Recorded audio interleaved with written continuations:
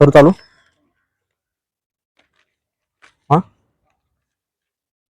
नमस्कार मित्रांनो. तर मी विठ्ठल सरगर आपल्या या युट्यूब चॅनलच्या माध्यमातून शिक्षक भरतीच्या अनुषंगाने शिक्षण आयुक्त कार्यालय पुणे या ठिकाणी काल भेट दिलेली होती. त्या भेटीच्या अनुषंगाने जी काय चर्चा झालेली आहे त्याची ऑथेंटिक माहिती या युट्यूब चॅनलच्या माध्यमातून तुमच्यापर्यंत देण्याचा मी प्रयत्न करतोय. जर चॅनलवरती नवीन असाल तर चॅनलला सबस्क्राईब करा, जेणेकरून शिक्षक भरतीशी संबंधित जी काय सर्व माहिती आहे ती सर्व माहिती तुमच्यापर्यंत ऑथेंटिक पद्धतीने देण्याचा प्रयत्न मी या चॅनलच्या माध्यमातून करतो आहे. तर मित्रांनो, काल जी शिक्षक भरतीच्या अनुषंगाने इत्थंभूत सर्व मुद्द्यांची माहिती घेतलेली आहे आणि हा व्हिडिओ शेवटपर्यंत बघा. तुम्हाला जे शिक्षक भरतीशी रिलेटेड एकत्रित म्हणजे एकाच व्हिडिओमध्ये सर्व माहिती भेटून जाईल. त्याच्याशी रिलेटेड सर्व मुद्दा, शिक्षक भरतीशी रिलेटेड जे सर्व मुद्दा आहेत त्या सर्व मुद्द्यांची माहिती मी घेतलेली आहे. याच्यामध्ये मी पहिल्यांदा तुम्हाला मुद्दे वाचून दाखवतो. त्याच्यामध्ये कोणकोणते मुद्द्याबाबत चर्चा केलेली आहे.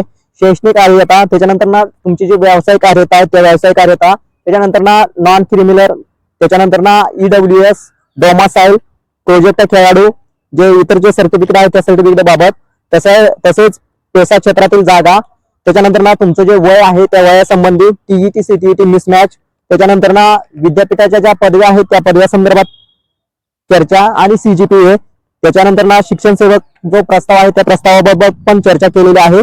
100% पद भरतीच्या अनुषंगाने देखील माहिती त्या ठिकाणी घेतलेली आहे. त्याच्यानंतर ना संच मान्यता आदेश आणि प्राधान्यक्रम जे आहे त्या प्राधान्यक्रमाबाबत कशा स्वरूपात चेंजेस होणार आहेत भविष्यात याची देखील माहिती देण्यात आलेली आहे. 1 पद या पद्धतीने भरती होणार किंवा नाही याची देखील माहिती कालच्या भेटी दरम्यान घेण्यात आलेली आहे. त्याच्यानंतर ना संच मान्यता कधी पूर्ण होणार आणि कधीपर्यंत ही कार्यवाही पूर्ण होईल आणि त्यानंतरची पुढची प्रक्रिया काय असेल, शिक्षक भरतीच्या जाहिराती कधीपर्यंत पवित्र पोर्टलला येतील, या अनुषंगाने सर्व माहिती घेण्यात आलेली आहे. तसेच विशेष शिक्षक जे आहेत ते विशेष शिक्षकांची देखील माहिती त्या ठिकाणी घेतलेली आहे आणि त्या जागा कितीपर्यंत येऊ शकतील.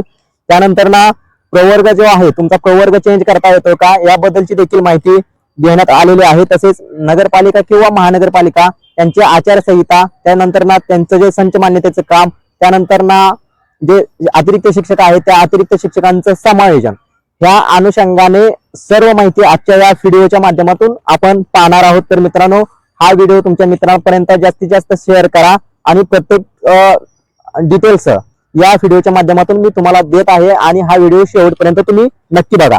तर मित्रांनो, तुमची जी शैक्षणिक अर्हता आहे ती शैक्षणिक अर्हता त्या ठिकाणी 14/5/2025 ची दिलेली आहे. या 14/5/2025 च्या अगोदरचीच कागदपत्र तुमच्याकडे असणं गरजेचं आहे. त्याच्यानंतर ना जर तुमच्याकडे 14/5 नंतरचं फक्त नॉन क्रिमिनल आणि EWS ही दोनच प्रमाणपत्र त्या ठिकाणी 14/5 नंतरची चालतील, अन्यथा 14/5 या तारखेनंतरची कोणतीही कागदपत्र त्या ठिकाणी चालणार नाहीत.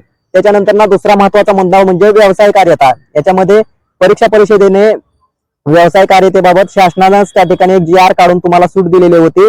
त्याच्यामध्ये जे अपियर विद्यार्थी होते, जे B.Ed किंवा B.Ed धारक, या अपियर विद्यार्थ्यांना त्या ठिकाणी व्यवसाय कार्यतेमध्ये सूट दिलेली आहे आणि त्यांची जी अर्हता आहे ती अर्हता 25/9/2025 पर्यंत देण्यात आलेली आहे.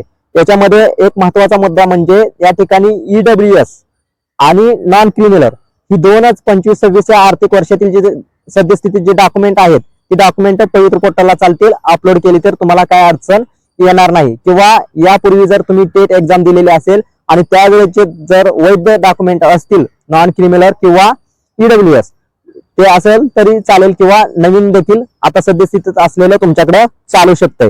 याच्यामध्ये आता दुसरा मुद्दा म्हणजे डोमासाईल. आता डोमासाईल बाबत वेगवेगळ्या विद्यार्थ्यांच्या शंका होत्या. त्याच्यामध्ये डोमासाईलचा जो महत्वाचा मुद्दा आहे तो महत्वाचा मुद्दा म्हणजे तुमचं जे डोमासाईल आहे ते डोमासाईल त्या ठिकाणी जुनं असेल तर चालेल, म्हणजे 14/5/2025 या तारखेपूर्वीच तुमच्याकडे डोमासाईल असणं गरजेचं आहे आणि ते 10 वर्ष किंवा 15 वर्ष जरी जुनं असलं तरी ते चालू शकतं मित्रांनो. ते तुम्ही अपलोड केलं तर काय अडचण येणार नाही. त्याच्यामध्ये नंतरचा एक महत्वाचा मुद्दा होता म्हणजे प्रोजेक्ट किंवा प्रकल्पग्रस्त किंवा भूकंपग्रस्त ह्या ज्या जागा आहेत किंवा याच्या संदर्भात जे प्रमाणपत्र आहेत ते प्रमाणपत्र चालतील किंवा न चालतील या संदर्भाचा एक महत्वाचा प्रश्न होता. त्या अनुषंगाने देखील आपण चर्चा केलेली आहे. परंतु ही जी कागदपत्र आहेत ती 14/5/2025 च्या पूर्वीचीच कागदपत्र असणं गरजेचं आहे.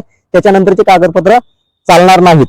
त्यानंतर ना पेसा क्षेत्रातील जागा आहेत त्या पेसा क्षेत्रातल्या जागेसंदर्भात देखील चर्चा केलेली आहे. याच्यामध्ये सुप्रीम कोर्टाने पेसा क्षेत्रातील जो स्टे दिलेला होता तो स्थगिती त्या ठिकाणी उठवलेली आहे आणि पेसा क्षेत्रातल्या जागा भरण्यास त्या ठिकाणी परवानगी दिलेली आहे.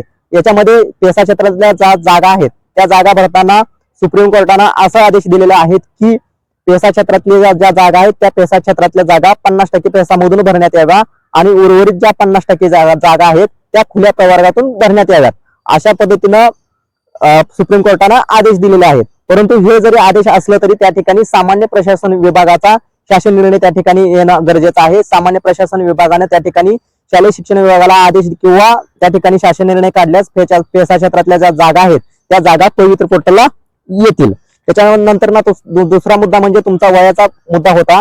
त्यामध्ये तुम्ही टेट परीक्षा देतेवेळी तुमचं जे वय आहे ते वय त्या ठिकाणी पकडण्यात आलेलं आहे. त्याच्यामध्ये तुम्हाला त्यावेळेस जर वय असेल, खुल्या गटास पात्र असाल तर तुम्ही निश्चितपणे खुल्या गटास पात्र आहे आणि त्याबाबतचा शासन निर्णय लवकरच निर्गमित होईल किंवा त्याबाबतचं जे परिपत्रक आहे ते परिपत्रक येऊ शकतंय. त्याच्यानंतर ना टीईटी किंवा सीटीईटीचा मिसमॅचचा जो प्रॉब्लेम होता त्या मिसमॅचच्या प्रॉब्लेम बाबत देखील बऱ्याच विद्यार्थ्यांच्या शंका होत्या. कुठं जायचं, कसं जायचं आणि त्यासाठी लागणारी जे कागदपत्र आहेत ते कागदपत्र कोणती.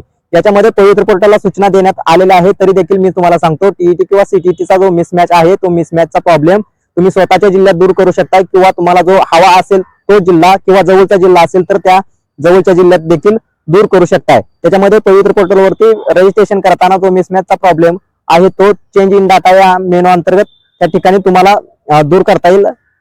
रिक्वेस्ट पाठवल्यानंतर ना त्या ठिकाणी तुमचं जे शिक्षण अधिकारी आहेत त्या शिक्षण अधिकाऱ्याकडे जायचं आहे. त्याच्यामध्ये तुमचं गुणपत्र किंवा प्रवेशपत्र टेटचं असेल तर ते घेऊन त्या ठिकाणी जायचं आहे. त्याच्यामध्ये टेटचं जे प्रमाणपत्र आहे ते टेटचं प्रमाणपत्र किंवा प्रवेशपत्र जे आहे ते प्रवेशपत्र, त्यानंतर ना तुमच्या ओळखीचा पुरावा आणि इतर जे डॉक्युमेंट आहेत ते डॉक्युमेंट त्या ठिकाणी तुम्हाला घेऊन जायचं आहे. त्याच्यानंतर ना दुसरा महत्वाचा मुद्दा म्हणजे त्याच्या संदर्भातला होता विद्यापीठ. आता विद्यापीठाच्या अनुषंगाने पदवीचे जे विषय आहेत ते पदवीचे विषय किती आहेत तर याच्यामध्ये औरंगाबाद, नांदेड, नागपूर हे जे विद्यापीठ आहेत या विद्यापीठामध्ये 3 विषय आहेत. त्याच्यानंतर ना सोलापूर, कोल्हापूर आणि पुणे या विद्यापीठामध्ये पदवीचा विषय 1 आहे. आता या पदवीच्या विषयाबाबतचा जो संभ्रम निर्माण झालेला आहे किती विषय टाकायचा, त्याच्यामध्ये अमरावती विद्यापीठामध्ये पदवीचे विषय 6 आहेत. तुम्ही पदवीचे विषय त्या ठिकाणी 3 चॉईस करू शकताय. तुमची जर पदवी 2 विषयात किंवा 3 विषयात किंवा वेगवेगळ्या ठिकाणी वेगवेगळी जर पदवी घेतली असेल तर त्या ठिकाणी तुम्ही 3 विषय पदवीचा टाकू शकताय. जर पदवीचे विषय माहित नसतील तर तुम्ही त्या ठिकाणी तुमच्या विद्यापीठामध्ये किंवा तुमच्या शिक्षकांना विचारून ते त्या ठिकाणी तुम्ही टाकू शकताय. अंतिम वर्षाचे जे विषय आहेत ते अंतिम वर्षाचे विषय त्या ठिकाणी पदवीचे टाकू शकताय. याच्यामध्ये औरंगाबाद 3, नांदेड 3, नागपूर 3 हे अंतिम वर्षाचे पदवीचे विषय या ठिकाणी दिलेले आहेत. त्याच्यानंतर ना शिक्षण सेवकांचा जो प्रस्ताव आहे तो शिक्षण सेवकांचा प्रस्ताव या ठिकाणी शिक्षण आयुक्त कार्यालयातून मंत्रालयात पाठवण्यात आलेला आहे. याच्यामध्ये शिक्षण सेवक जो कालावधी आहे तो कालावधी त्या ठिकाणी मागील जो कालावधी आहे तो मागील कालावधी पूर्ण गृहीत धरला जावा, तसेच तो कोणत्याही गटासाठी गृहीत धरला जावा आणि मागील जे शिक्षक आहेत त्या शिक्षकांचा देखील कालावधी गृहीत धरला जावा, अशा स्वरूपाचा हा प्रस्ताव या ठिकाणी पाठवण्यात आलेला आहे. त्याच्यानंतर ना संच मान्यता आदेश. आता संच मान्यता जे काम आहे ते संच मान्यतेचं काम या ठिकाणी पूर्ण होत आलेलं आहे, अंतिम टप्प्यात आहे. 31 तारखेपर्यंत किंवा जानेवारीच्या पहिल्या आठवड्यात हे संच मान्यतेचं काम पूर्ण होऊ शकतंय. थोडंफार इकडे तिकडे जाऊ शकते परंतु हे संच मान्यतेचं काम अंतिम टप्प्यात आलेलं आहे. साधारणतः मी घेतलेल्या माहितीप्रमाणे 31 तारखेपर्यंत हे संच मान्यतेचं काम पूर्ण होईल असं सांगण्यात आलेलं आहे.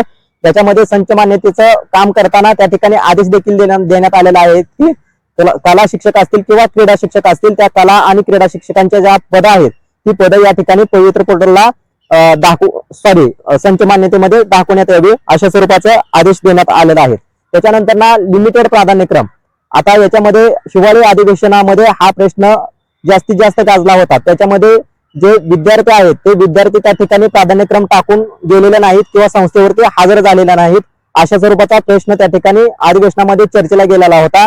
त्या अनुषंगाने लिमिटेड प्राधान्यक्रम या ठिकाणी देण्याचा निर्णय त्या ठिकाणी घेण्यात आलेला आहे. याच्यामध्ये पहिल्यांदा तुम्हाला कसं होतं की अगोदरची जी भरती झालेली होती त्याच्यामध्ये अनलिमिटेड प्राधान्यक्रम होतं, म्हणजे तुम्हाला जेवढे प्राधान्यक्रम आलेले आहेत तेवढे तुम्ही टाकू शकत होता. परंतु या भरतीमध्ये जर तुम्हाला 50 किंवा 100 अशा स्वरूपात प्राधान्यक्रम दिले जातील आणि तेवढेच प्राधान्यक्रम तुम्हाला त्या ठिकाणी तुम्ही देऊ शकताय. त्याच्यामध्ये काय झालं की मित्रांनो, जर एखादा गडचिरोलीचा विद्यार्थी असेल तर तो त्याची निवड जर कोकणात झाली असेल तर तो विनाकारण त्या ठिकाणी जागा अडवतो आणि जात नसल्यामुळं अशा स्वरूपाचा निर्णय घेतलेला आहे. किंवा एखादा कोकणचा विद्यार्थी असेल तर त्याची निवड गडचिरोलीच्या एखाद्या खाजगी अनुदानित शाळेवरती झालेली असेल तर त्याला जायचं नसलं तरी तो त्या ठिकाणी प्राधान्यक्रम देतोय आणि जागा अडवून ठेवतोय.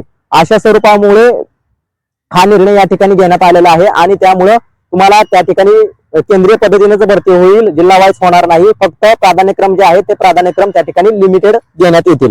त्याच्यानंतर ना एक पद एक बिंदू भरती होईल. त्याच्यामध्ये मित्रांनो जी तुमची मागणी होती ती मागणी त्या ठिकाणी मान्य झालेली आहे.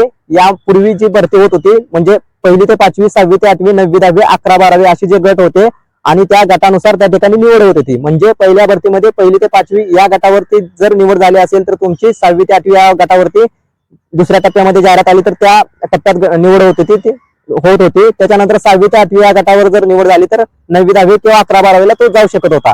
परंतु आता जी येणारी भरती आहे त्याच्यामध्ये जर एकदा निवड झाली तर त्या विद्यार्थ्याला पुन्हा भाग घेता येणार नाही.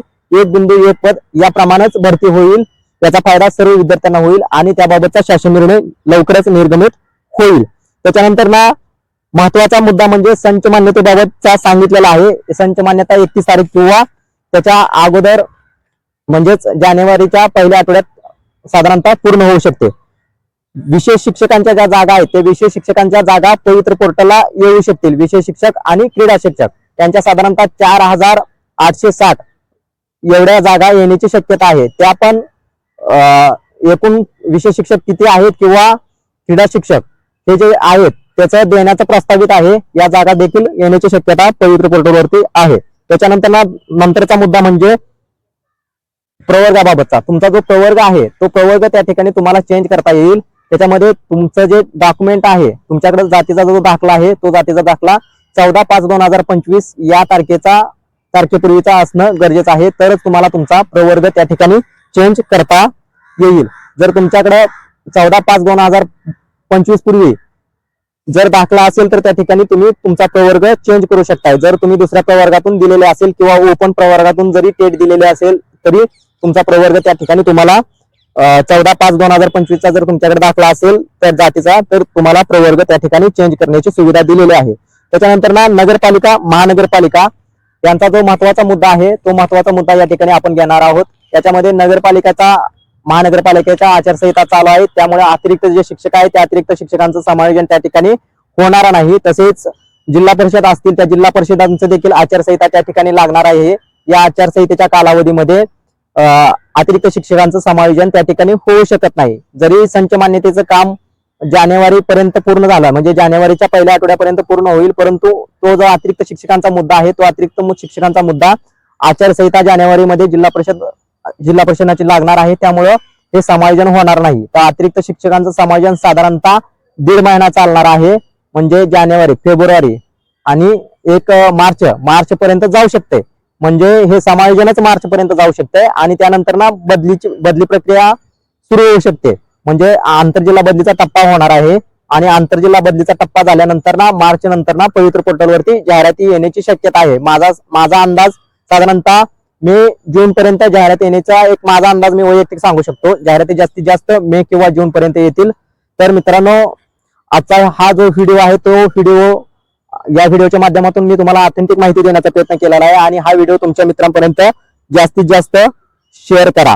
तर मित्रांनो अजून काय अडचणी असतील तर किंवा एखादा मुद्दा राहिला असेल किंवा तुम्हाला जर समजला नसेल तर त्या व्हिडिओच्या कमेंट बॉक्समध्ये कमेंट करा. नक्कीच तुम्हाला मी या व्हिडिओच्या माध्यमातून YouTube चॅनलच्या माध्यमातून माहिती देण्याचा प्रयत्न करेल. तर धन्यवाद मित्रांनो.